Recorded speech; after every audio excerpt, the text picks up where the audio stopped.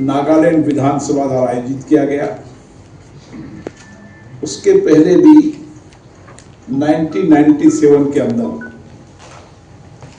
CPA zone का पहला अधिवेशन नागालैंड विधानसभा ने आयोजित किया था। इस सम्मेलन के आयोजन के लिए मैं यहाँ विधानसभा के अध्यक्ष सांगिन लोंगकुमेर जी को धन्यवाद देता हूँ। सीपीए जोन 3 हमेशा हर वर्ष सम्मेलन आयोजित करता है, जिसमें विधानसभाएं अपनी कार्यकुशलता को, दक्षता को और जो नए इनोवेशन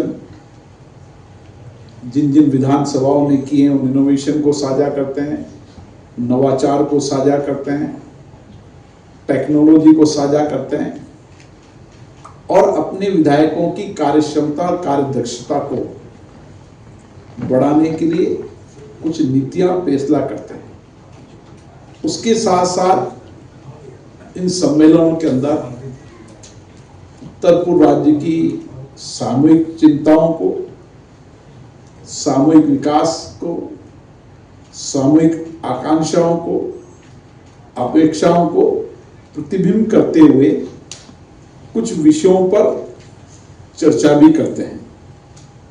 और विशेष रूप से इस बार जो विषय रखा गया है वो बहुत महत्वपूर्ण विषय है। नीति, प्रगति और जनता, परिवर्तन के उत्प्रेरक विधानसभा है। निश्चित रूप से किसी राज्य के अंदर जन अपेक्षाओं के अनुसार नीति बनेगी, जन केंद्रित नीति बनेगी, जनता से जन्म हुई आकांक्षाओं की नीति बनेगी तो बेहतर नीति बनेगी।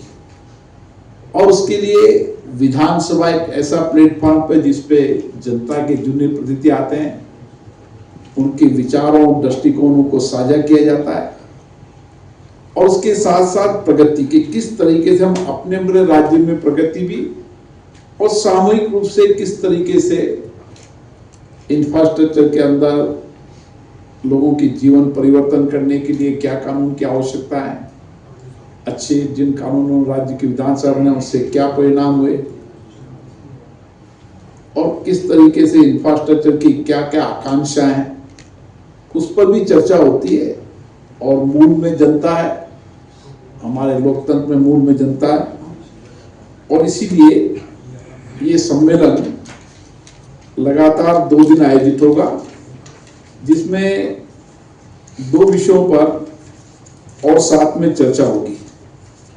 2047 तक हम विकसित भारत के लक्ष्यों को प्राप्त करने में विधायकों की भूमिका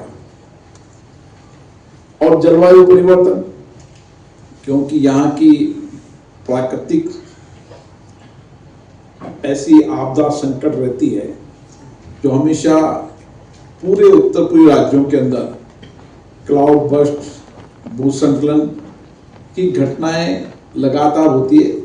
इस परिप्रेक्ष्य के अंदर सभी विधानसभा के अध्यक्ष सदस्य अपने विचार, दृष्टिकोण से अवगत कराएंगे और चुनौतियों का समाधान करने का रास्ता बनाएंगे। आज विशेष रूप से इस विधानसभा के अंदर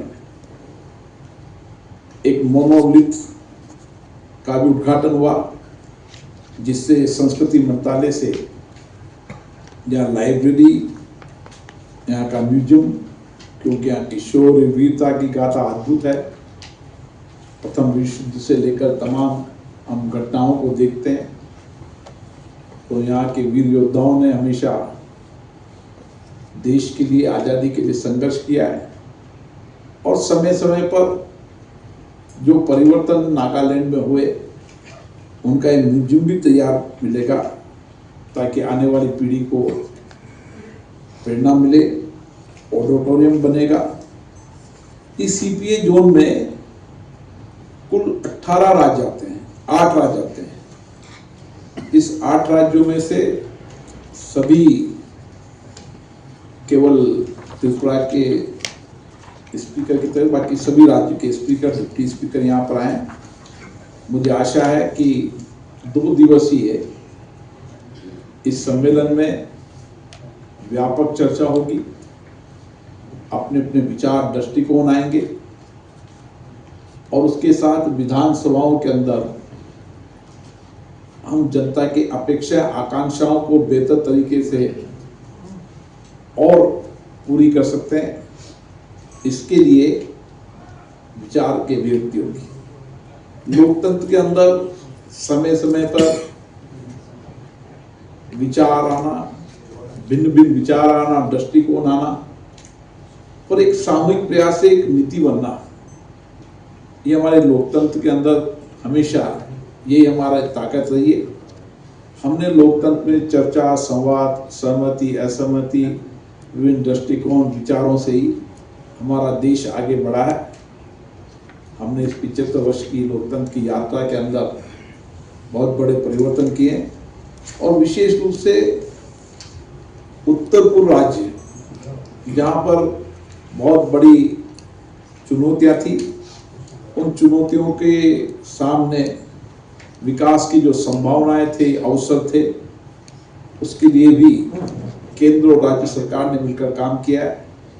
माननीय प्रधानमंत्री नरेंद्र मोदी जी ने भी उत्तरी पूर्व राज्यों के विकास के लिए व्यापक कार्य योजना बनाई।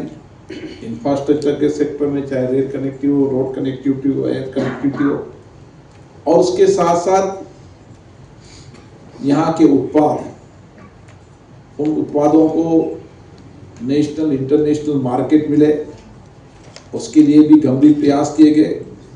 कृषि उत्पाद, यहाँ के प्रकृति ने ऐसा स्वरूप दिया है कि यहाँ पर कृषि उत्पाद जो पैदा होते हैं वो ऑर्गेनिक होते हैं और ऑर्गेनिक की मांग देश और दुनिया के अंदर है और इसीलिए कृषि उत्पाद को उचित प्लेटफॉर्म पे मिले, इसकी मार्केटिंग हो सके ताकि किसानों की आमदनी बढ़ सके और उसके साथ साथ स्थानीय उद्योग, जो यहाँ की कलात्मक कला है, यहाँ के लोगों की वो अद्भुत है। इसलिए ये विचार माननीय प्रधानमंत्री जी का है कि आत्मनिर्भर भारत और विकसित भारत, इस विचार को लेकर भी इन राज्यों की विधानसभाओं के अंदर व्यापक चर्चा संवाद होगी। मुझे आशा है कि 2 दिन के इस अधिवेशन में हमारे डिप्टी चेयरमैन साहब हरवंश जी, जो हमेशा सक्रिय रूप से भाग लेते हैं, वे कल इसके समापन में भी होंगे और जो 2 दिन तक चर्चा, संवाद, जिस विषयों पर निष्कर्ष पेपर निकलेगा, उस पर अगली बैठक के अंदर उन एजेंडों को लेकर आगे बढ़ेंगे।